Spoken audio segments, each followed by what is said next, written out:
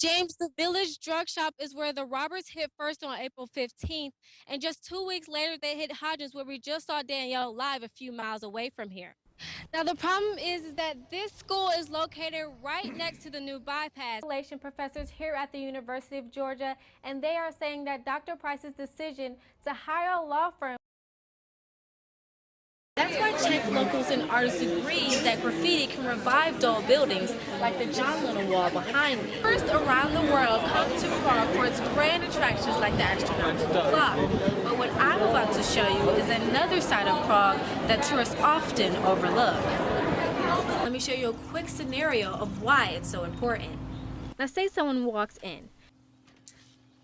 Since the check-in office is further down the hall, that person can just turn the other way, roam the halls, and no one would know. The leaf and limbs are picked up from the residents' yard. The drivers take them here to this landfill.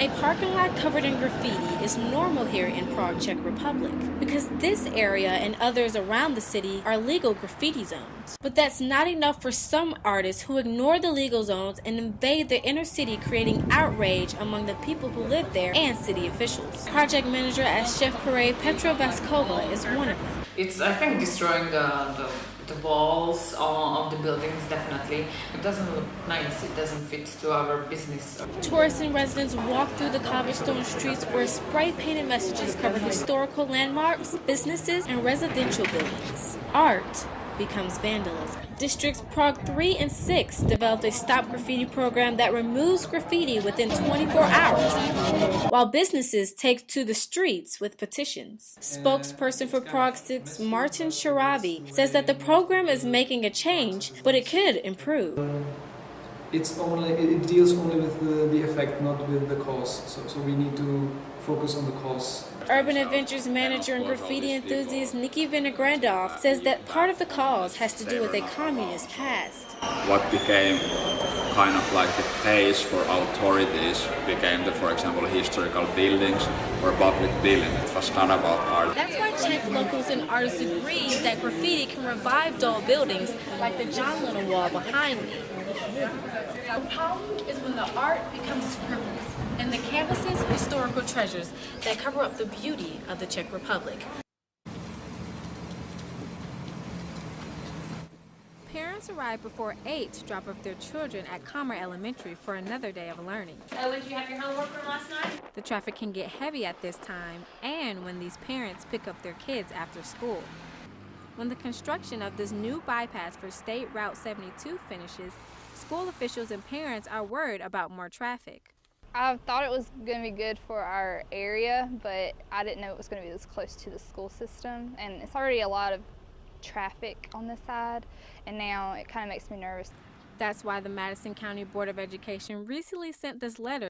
The letter asks the state to please help protect our children by putting up a new traffic light at this intersection by the school.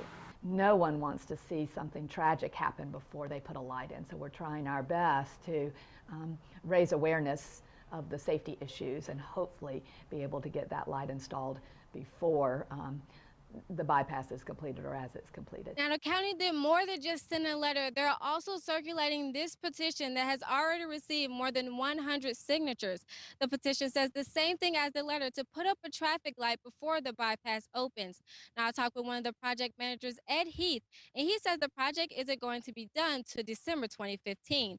That gives more people time to make their case. Live from Madison County, Nia Watson, Grady News Source. They're the first on the scene, fighting through smoke and battling flames to save lives. But without the right equipment, neither would be possible. That's why the Coney County Fire Department is asking for updated breathing devices. Mike Link has been a volunteer at the station for 43 years. Link says the update is a much needed one. It's a safety issue in that having two different pressures on these two tanks, somebody could accidentally overfill one of the lower pressure tanks on the air compressor and cause it to, tank could explode if it needed to. The pounds per square inch is important. It stands for how much air the tanks can hold. The updated devices will hold double the amount of air that would allow volunteers more time to breathe in fires. Link says that the new devices will also make training easier by standardizing the tanks they use in training with the ones they use out in the field. And while updating the new tanks can be expensive, Chief Deputy Thaxton and volunteers like Link thinks it's a price worth paying.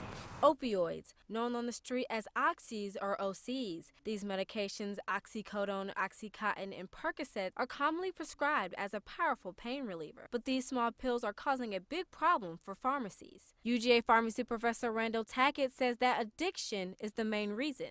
We've recognized for several years there's been really an epidemic of opioid abuse, and all three of these drugs are opioids. And so prescribers are under greater scrutiny as far as prescribing the drug. The number of people addicted to these drugs keeps going up, and so do the profits, because they're tougher to get. Addictions, they're going to need a greater amount than what a physician would prescribe. The price for a single pill depends on how many milligrams in each tablet. So if a pill is 10 milligrams, then the price for that pill is $10. That's $1 per milligram. The narcotics are a very popular group of drugs that are stolen.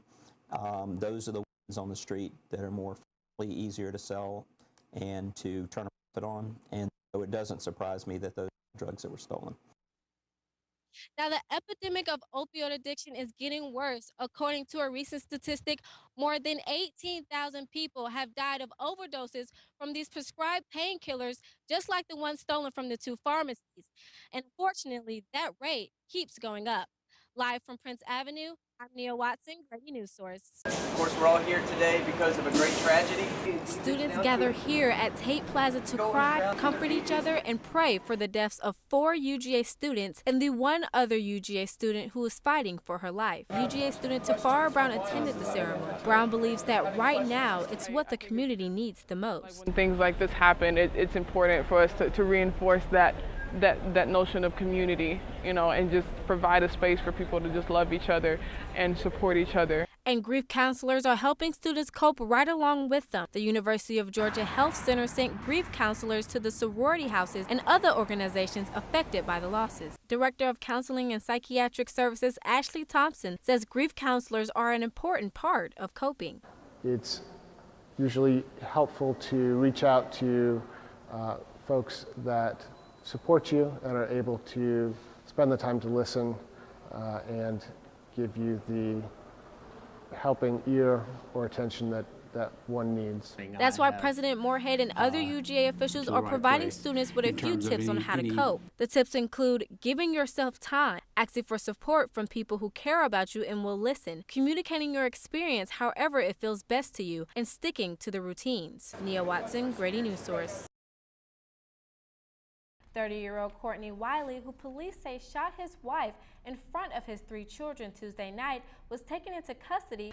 The University of Georgia is officially not raising tuition costs next year. The religious liberty bill that passed yesterday may not be so liberating for Georgia's economy.